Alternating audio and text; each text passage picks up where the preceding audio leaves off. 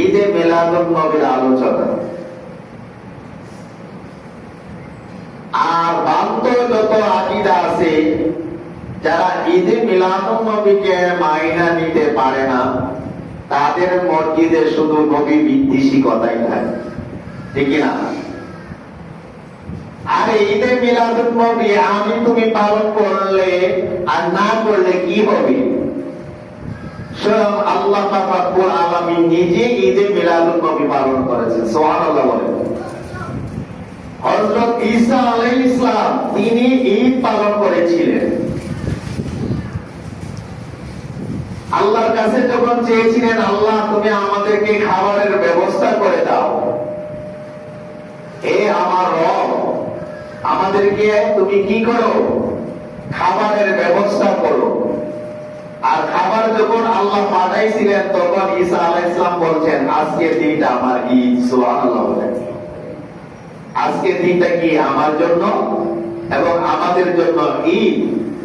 আল্লাহর পক্ষ থেকে খাবার পাওয়ার কারণে যদি ঈসা আলাইহিস সালাম খাবারের উদ্দেশ্য নিয়ে ঈদ পালন করতে পারে, তাহলে আমার নবী আপনার নবী রাহমাতুল লিল আলামিন তিনি আমাদের জন্য নিয়ামত, খাবারের চাইতে আরো নিয়ামত।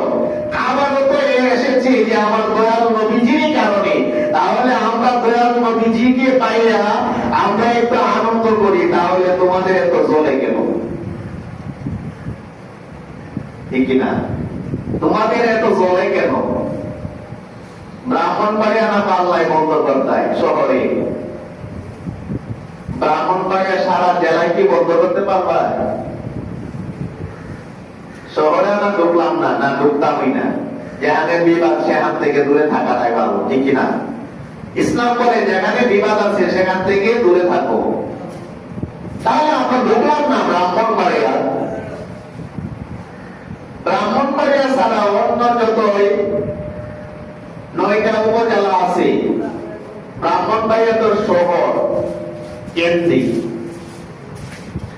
ব্রাহ্মণবাড়িয়া শহর সদরের ছাড়া অন্য জায়গায় গিয়া তুমি কি জুসনে জুলুসে বাধা দিতে পারবা? কালকা বাধা দিতে পারছো?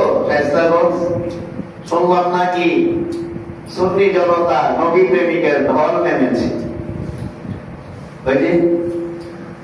নূর নবীর আগমনে খুশির জোয়ার উঠেছে, নূর নবীর আগমনে খুশির জোয়ার উঠেছে। কুল্লে আলম লুটে পড়ে, কুল্লে আলম লুটে পড়ে জানার চরণ তলে দে, নূর নবীর আগমনে খুশির জোয়ার উঠেছে, নূর নবীর আগমনে খুশির জোয়ার উঠেছে।